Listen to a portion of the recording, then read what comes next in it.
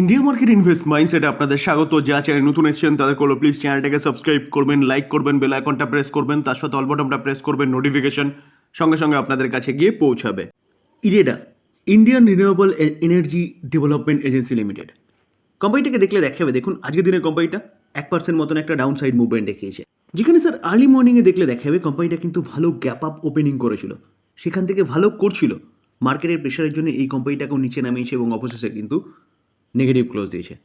তো আজকে সেই 25 তারিখ, যে দিনটার অপেক্ষা আমরা করছিলাম। কেন বলছি সেই 25 তারিখ?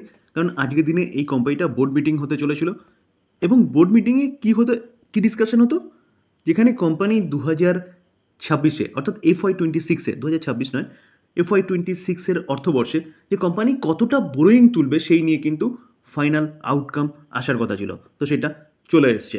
তো চলুন দেখে নিই যে কী আউটকামটা এসছে, যেটার উপর ডিপেন্ড করছে কিন্তু আগামী দিনে এই কোম্পানিটার বিজনেস।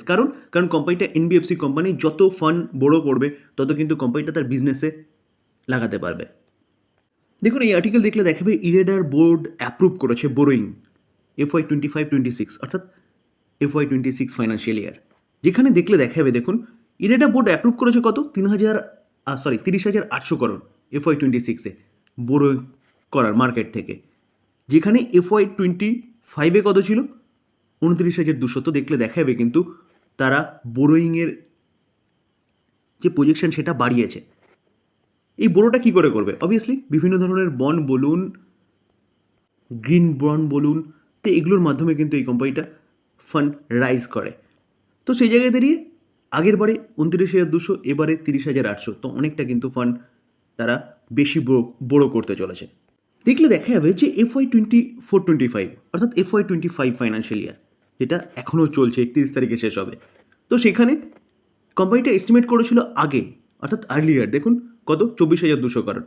তো রিসেন্টলি কোম্পানি কিন্তু একটা মিটিং হয়েছিল এবং সেই মিটিংয়ে আরও 5,000 করোড় ফান্ড রাইজের কথা জানিয়েছে। তার জন্য এই অ্যামাউন্টটা এখানে দাঁড়িয়েছে 29,200 করোড়। তো তার আগে দেখলে দেখা যাবে যে কোম্পানি 24,200 করোড় রাইজের কথা বলছিল।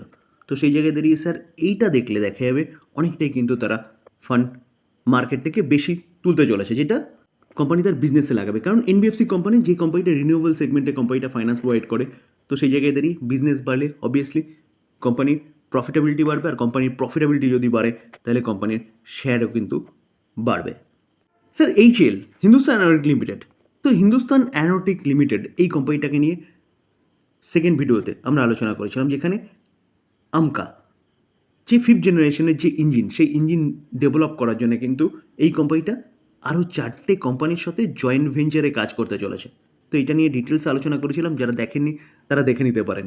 তো এখন আরও একটা নিউজ আলোচনা করতে চলেছে এই কোম্পানিটাকে নিয়ে, যেখানে এই কোম্পানিটাকে নিয়ে একটা ভালো নিউজও পাওয়া যাচ্ছে। নিউজটা কি, জেফ্রিস, একটা দিগ্গজ ব্রোকিং হাউস, তারা কিন্তু বলছে HAL 6,600 পর্যন্ত যেতে পারে। তবে তারপরে কিন্তু একটা জিজ্ঞাসা চিহ্ন আছে, কেন? দেখুন 2021-এ জেনারেল ইলেকট্রিকের সাথে টাই আপ হয়েছিল $716 মিলিয়ন 99F404 GE ইঞ্জিনের, যেটা কিন্তু ডিলে হয়ে গেছে অলরেডি। কারণ জেনারেল ইলেকট্রিক এখনও সাপ্লাই চেনের প্রবলেমের জন্য তারা কিন্তু আমাদের দেশকে বা HALকে ইঞ্জিন প্রোভাইড করেনি, যার জন্য HAL কী করেছে, এয়ারক্রাফট প্রোভাইড করতে পারেনি, যেটা 2024-এর থেকে দেওয়ার কথা ছিল।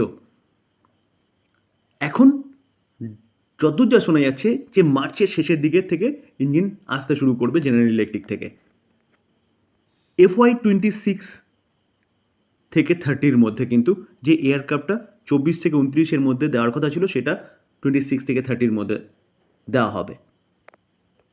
তো এই যে কন্ডিশন, এই কন্ডিশনটা তারা রেখেছে, যদি জেনারেল ইলেকট্রিক ঠিক টাইমে ইঞ্জিন প্রোভাইড করে এবং এই কোম্পানিটা ঠিক টাইমে এয়ারক্রাফট প্রোভাইড করে, ঠিক টাইম বলতে এখন টাইমটা হচ্ছে FY26-30, তো এই সময়ের মধ্যে যদি এয়ারক্রাফট প্রোভাইড করে, তাহলে বলছে জেফ্রিস যে HAL কিন্তু ভালো মুভমেন্ট দেখাতে পারে।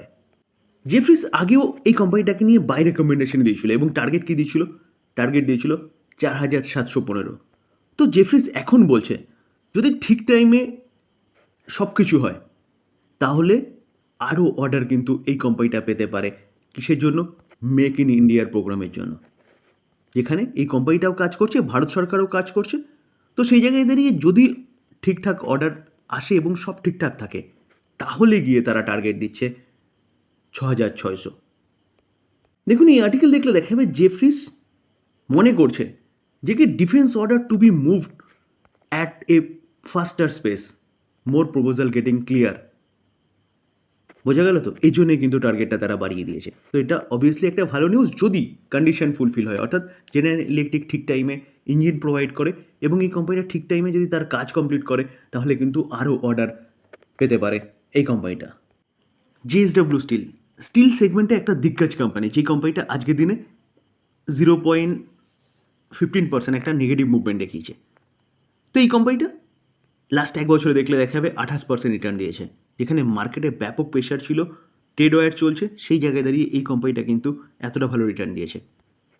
তো আমরা দেখতে পারবো, দেখুন যে ফেব্রুয়ারি মাস থেকে কোম্পানিটা কিন্তু যথেষ্ট ভালো রিটার্ন দিয়েছে। দেখুন, যদি আমরা টাইম পিরিয়ডটাকে একটু ক্যালকুলেট করার চেষ্টা করি, তাহলে দেখলে দেখা যাবে, দেখুন 13ই জানুয়ারি থেকে 25শে মার্চ 19%, 20% রিটার্ন দিয়েছে।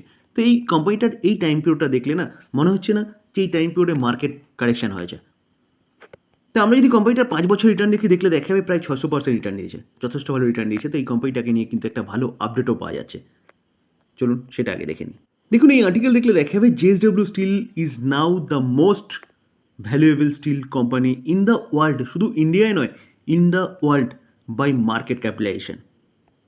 তো স্যার, ভারতের একটা কোম্পানি, যেই কোম্পানিটা ওয়ার্ল্ডের মধ্যে একটা ভ্যালুয়েবল কোম্পানিতে পরিণত হয়েছে। তার পাশাপাশি দেখলে দেখা যাবে এই কোম্পানিটা নিফটি 50-র মধ্যে বেস্ট পারফর্মার হচ্ছে 2025-এ। স্যার, মার্কেট ক্যাপ কত? মার্কেট ক্যাপ দেখলে দেখা যাবে 2.59 লাখ কারোর হচ্ছে মার্কেট ক্যাপ। তো অবভিয়াসলি এই কোম্পানির জন্য কিন্তু এটা অবশ্যই একটা ভালো নিউজ, যেখানে এই কোম্পানিটা এই ভ্যালুতে পৌঁছেছে বিজনেস করে। তো বিজনেস ভালো করেছে বলে কিন্তু কোম্পানিটা এতটা ভালো রিটার্ন বানিয়ে দিয়েছে। বরুণ বেভারেজ, মার্কেট যখন আপসাইড মুভমেন্ট দেখাচ্ছিল, কোম্পানিটা ভালো মুভমেন্ট দেখানো শুরু করেছিল। তো আজকে মার্কেটে একটা গিরাওয়াট দেখা গেছে, এই কোম্পানিটার মধ্যে একটা প্রফিট বুকিং দেখা গেছে। কোম্পানিটা কাজ কী করে যারা জানেন তারা জানেন, যারা জানেন না তাদের জন্য ছোট্ট করে বলে রাখি, এই কোম্পানিটার নিজস্ব কোনো বিজনেস নেই। এই কোম্পানিটা কী করে? এই কোম্পানিটা হচ্ছে পেপসিকোর যতগুলো প্রোডাক্ট আছে, পেপসিকো ইউএসের কোম্পানি, তো যতগুলো প্রোডাক্ট আছে সব কটা প্রোডাক্ট কিন্তু এই কোম্পানিটা কী করে? ম্যানুফ্যাকচারিং, বোটলিং এবং ডিস্ট্রিবিউশনের কাজ করে, যেখানে এই কোম্পানিটার বিজনেস কিন্তু ওইটা। তো সেখান থেকে কিন্তু এই কোম্পানিটা রেভিনিউ আর্ন করে, প্রফিটেবিলিটি আর্ন করে। তো এই কোম্পানিটা আমাদের ভারতের সাথে সাথে ওয়ার্ল্ডের 15টা দেশে বিজনেস করে। তো এই কোম্পানিটাকে নিয়ে একটা আপডেট পাওয়া যাচ্ছে, তো চলুন সেটা একটু দেখি। যেখানে বরুণ বেভারেজ এই কোম্পানিটা ফাইনাল ডিভিডেন্ড ডিক্লেয়ার করেছে এবং ডিভিডেন্ডের আজকে হচ্ছে রেকর্ড ডেট রাখা হয়েছে। দেখুন, ফাইনাল ডিভিডেন্ড মানেই কিন্তু শেয়ার হোল্ডারদের অ্যাপ্রুভাল দরকার। তো শেয়ার হোল্ডারদের অ্যাপ্রুভাল পাওয়ার পরেই কিন্তু কোম্পানি তার রেকর্ড ডেট রেখেছে। তো রেকর্ড ডেট কবে রেখেছে? বরুণ বেভারেজ 4ই এপ্রিল কিন্তু এই কোম্পানিটার ডিভিডেন্ডের রেকর্ড ডেট। কত টাকা করে ডিভিডেন্ড দিয়েছে? অনলি ফর 50 পয়সা করে ডিভিডেন্ড দিয়েছে। এই ডিভিডেন্ডের অ্যানাউন্সমেন্ট করেছিল কিন্তু Q3 রেজাল্টের সময়। তো স্যার, যারা এই কোম্পানি হোল্ড করছেন তারা কিন্তু 4 তারিখ পর্যন্ত অপেক্ষা করতে হবে, মানে হোল্ড করে রাখতে হবে। এবং যারা ভাবছেন যে এই কোম্পানি বাই করবেন, ডিভিডেন্ডের লাভ তুলতে গেলে কিন্তু তাদের 3 এপ্রিলের মধ্যে বাই করতে হবে। বন্ধন ব্যাংক, দেখুন বন্ধন ব্যাংক এই কোম্পানিটা একটা ব্যাংক, তো অবশ্যই আমরা জানি, যেখানে এই কোম্পানিটা কিন্তু ওয়েলথ ডিস্ট্রয়ারও বলা চলে। কোম্পানিটা কন্টিনিউয়াসলি নিচে নামছে। তো এই কোম্পানিটাকে নিয়ে কিন্তু এখন একটা ভালো আপডেট পাওয়া যাচ্ছে। আপডেটটা কোথা থেকে আসছে? সিএলএসএ থেকে। তো সিএলএসএ এই বন্ধন ব্যাংককে নিয়ে বুলিশ এবং 50% আপসাইড মুভমেন্টের কথা বলছে। সিএলএসএ আউট পারফর্মের রেটিং দিচ্ছে এই কোম্পানিটাকে, যেখানে টার্গেট কি দিচ্ছে? টার্গেট 240। তো কারেন্ট মার্কেট প্রাইস থেকে 50% আপসাইড মুভমেন্টের কথা বলছে। তো এই জায়গায় একটা জিনিস বলবো যে স্যার, কোনো ব্রোকিং হাউস বলছে বলে চোখ বন্ধ করে বাই করবেন, বা আমি আলোচনা করছি বলে চোখ বন্ধ করে বাই করবেন, এটা কিন্তু পুরোপুরি ফুল ডিসিশন হবে। যেখানে আমরা যদি কোম্পানিটাকে দেখলে দেখা যাবে, দেখুন লাস্ট 5 বছরে কোম্পানিটা 41% নেগেটিভ রিটার্ন দিয়েছে। যেখানে আমরা হাই যদি দেখি, তাহলে হাই থেকে দেখলে দেখা যাবে কোম্পানিটা 65% নেগেটিভ রিটার্ন দিয়েছে। ভাবতে পারছেন? এবং স্যার, ম্যাক্সিমাম চার্ট প্যাটার্ন দেখলে দেখা যাবে 68%, অর্থাৎ কোম্পানিটা জবের থেকে লিস্ট হয়েছে 28 মার্চ 2018, সেখান থেকে কিন্তু কোম্পানি কন্টিনিউয়াসলি নিচেই এসছে। তো সেই জায়গায় দাঁড়িয়ে স্যার অবশ্যই ভালো মতন চিন্তাভাবনা করবেন, তারপরে গিয়ে কিন্তু এই কোম্পানি নিয়ে ভাববেন।